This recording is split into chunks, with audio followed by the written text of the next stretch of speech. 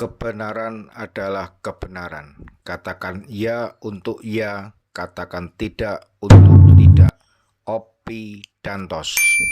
Pembicaraan sekarang sudah mulai mengarah ke siapakah cawapres dari Ganjar Pranowo.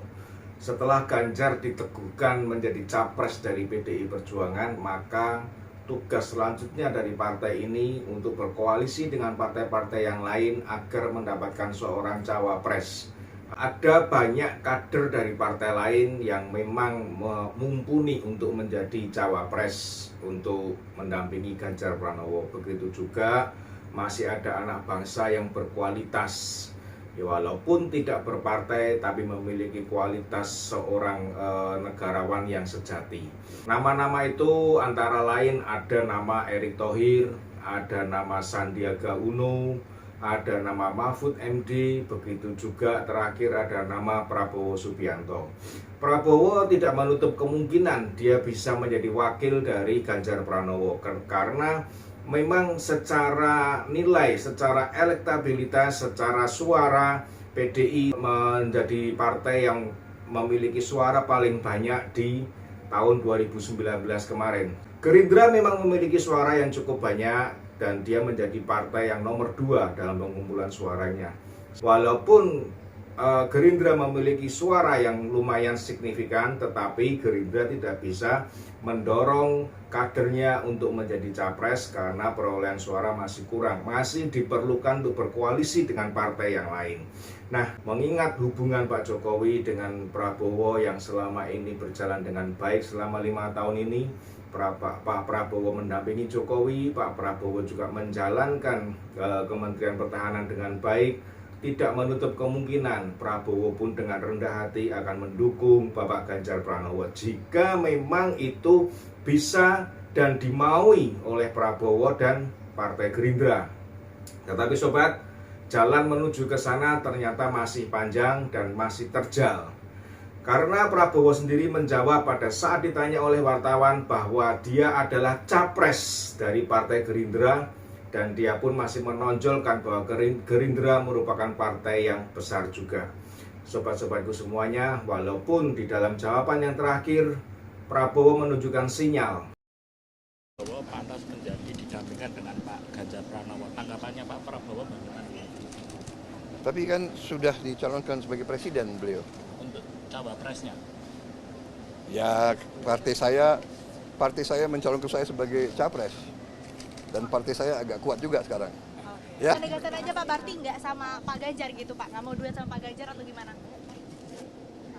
Ya, perkembangan nanti dinamika ya. Tapi kan beliau sudah dicalonkan capres. Ya. Kecuali nanti ada perkembangan dinamika. Oke, jangan berandai-andai. Ya. Jawaban yang tidak secara tegas dan lugas menjawab tetapi terselubung, dia katakan bahwa lihat nanti dinamika selanjutnya.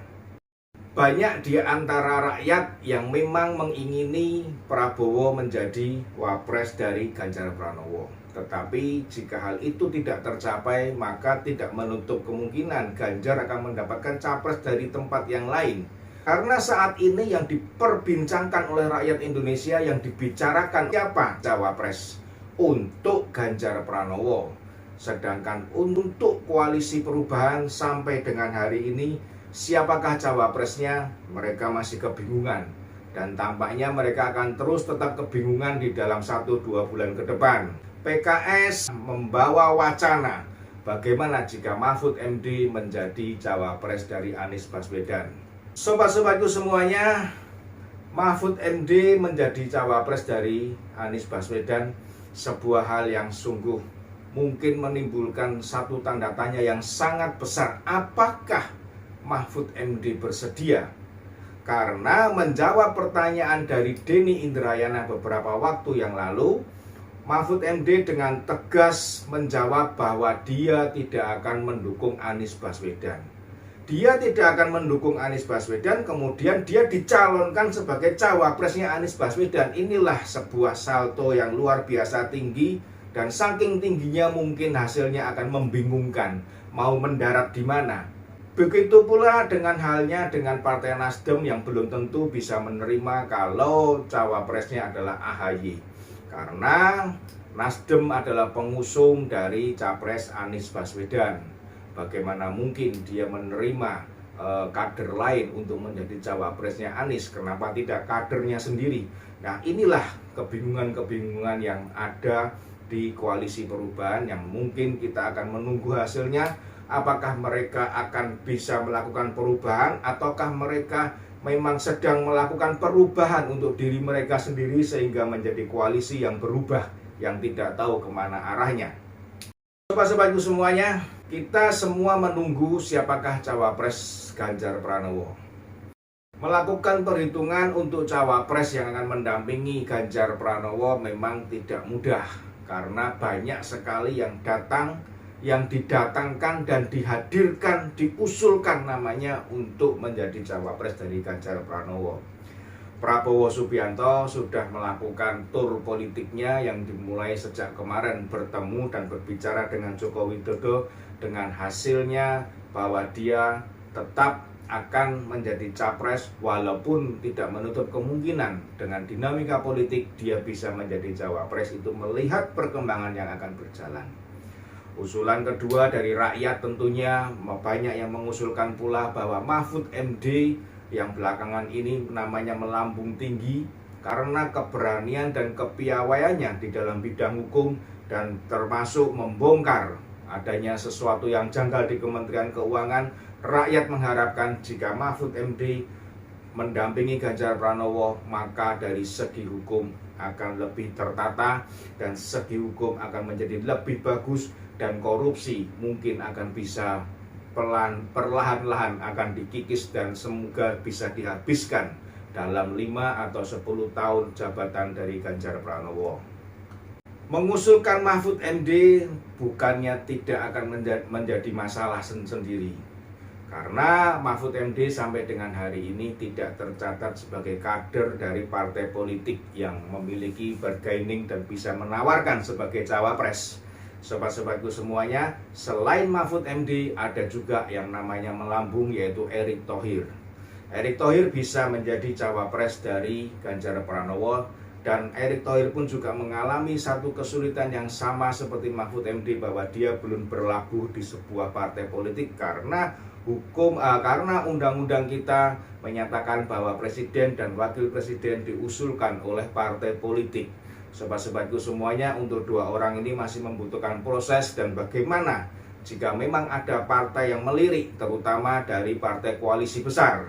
Karena kita tahu P3 sudah merapatkan dirinya sebentar lagi ke PDIP, yaitu mendukung Ganjar Pranowo. Begitu juga dengan Partai Hanura yang sudah berstatement bahwa dia akan merapat dan mendukung Ganjar Pranowo. Sobat-sobatku semuanya, masih ada satu kader lagi yang mungkin tidak begitu hingar-bingar di dalam dunia perpolitikan ini, karena beliau sepertinya menarik diri sejak Pilgub kemarin. Nama orang itu adalah Sandiaga Uno. Sandiaga Uno dalam 1 bulan terakhir melakukan juga sebuah terobosan baru. Dia yang kader dari Gerindra secara tiba-tiba seolah-olah mengusulkan dirinya untuk masuk sebagai kader dari Partai Persatuan Pembangunan atau P3. Ada apakah ini dibalik dia berpindah atau menyeberang ke P3? Jika Sandiaga Uno tetap di Gerindra, maka dia tidak akan bisa menjadi cawapres. Untuk itu, maka dia perlu menyeberang dulu. Menyeberang terlebih dahulu untuk kemudian digandeng oleh orang lain yang menjadi capresnya. Baik itu Prabowo Subianto atau bisa jadi Ganjar pun akan menggandeng dari Sandiaga Uno. Dari koalisi perubahan pernah juga menyinggung menawarkan Sandiaga Uno sebagai pendamping dari Anies Baswedan. Tetapi lagi-lagi AHY menolak nama Sandiaga Uno.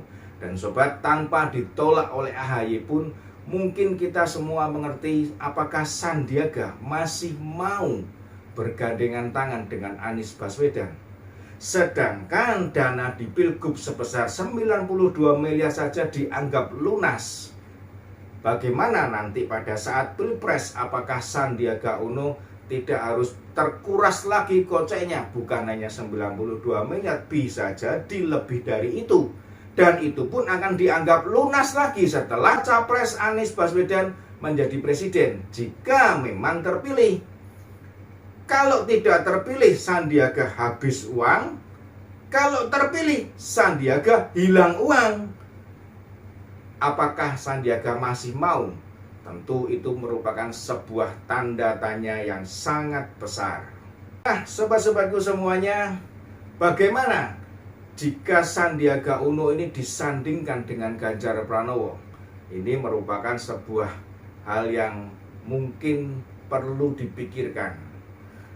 Sandiaga Uno merupakan seorang yang masih muda dan Sandiaga Uno memiliki logistik yang cukup untuk mendukung kampanye Pilpres nantinya. Dan Sandiaga Uno merupakan seorang yang sangat digemari oleh emak-emak sejak dari Pilpres 2019 dan sampai dengan hari ini pun sebagai Menteri Pariwisata ternyata dia masih digandrungi oleh sebagian emak-emak di seluruh republik ini.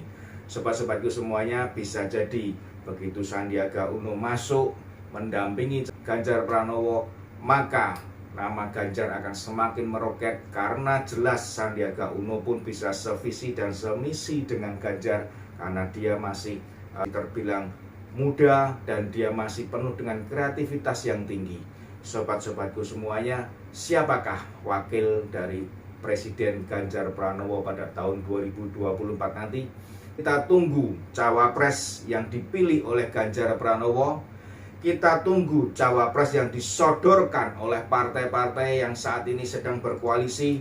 Dan kita tentunya juga menunggu bagaimana di antara mereka semua ini, Prabowo Subianto, Mahfud MD, Erick Thohir, Sandiaga Uno, yang mau merendahkan hati untuk bersama-sama dengan Ganjar Pranowo, mengesampingkan emosinya, mengesampingkan egoisnya, membuang jauh-jauh pikirannya untuk menjadi yang nomor satu di republik ini. Karena republik ini sudah memiliki orang nomor satu yang sebentar lagi terjadi, yaitu Ganjar Pranowo. Sobat-sobatku semuanya, mereka harus sevisi, mereka harus semisi, mereka harus bisa sama-sama bekerja, mereka harus bisa sama-sama saling mendukung, mereka harus bisa sama-sama memajukan, meneruskan program pembangunan Bapak Presiden Jokowi, dan mereka harus bisa mengutamakan kepentingan rakyat di atas segalanya. Salam Opidantos.